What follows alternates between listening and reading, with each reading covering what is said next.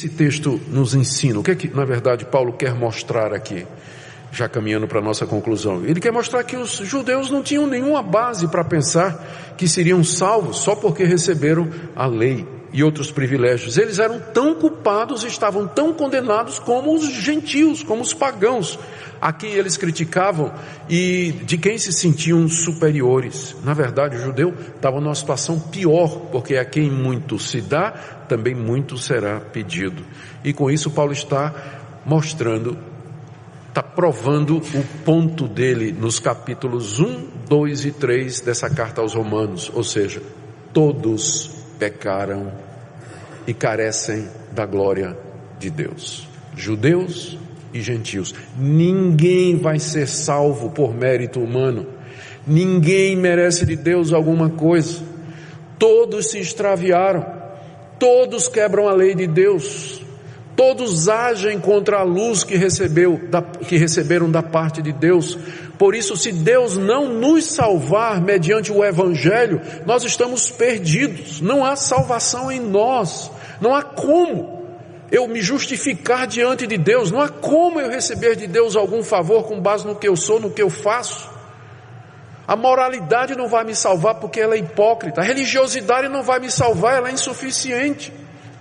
Não há nada que eu faça que me justifique diante de Deus. Portanto, se Deus não tiver misericórdia de mim, se Ele não me salvar, eu estou perdido. E aqui, eis o Evangelho. O Evangelho, por isso que o nome é Evangelho, boa nova, não é? Isso significa em grego, boa notícia.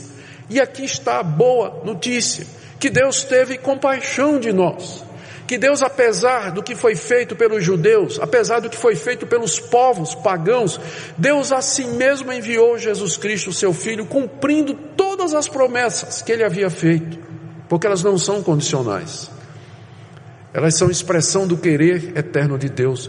Cristo veio e na cruz do Calvário morreu pelos nossos pecados, Ele sofreu o nosso castigo, Ele experimentou a nossa punição, Ele foi castigado em nosso lugar, e agora Deus pode livremente justificar pecadores como vocês e como eu, e nos receber como seus filhos, nos dar pleno perdão, e finalmente a vida eterna e a salvação.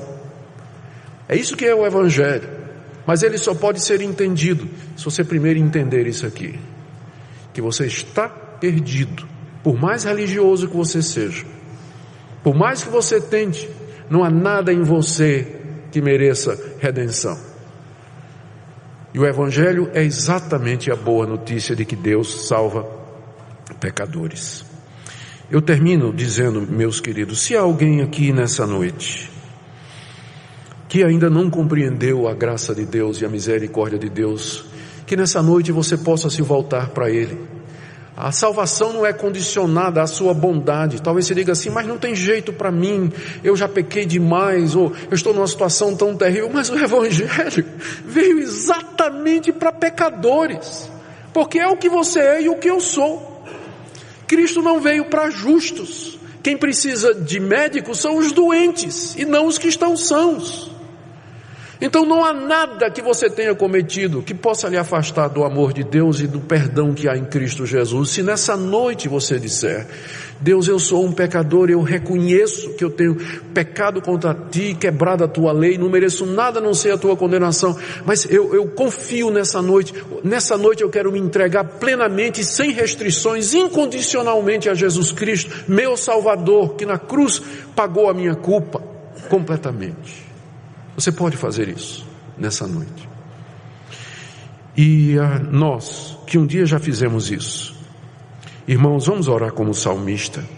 Sonda-me, ó Deus, vê meu coração, vê se em mim há algum caminho mau e guia-me pelo caminho eterno.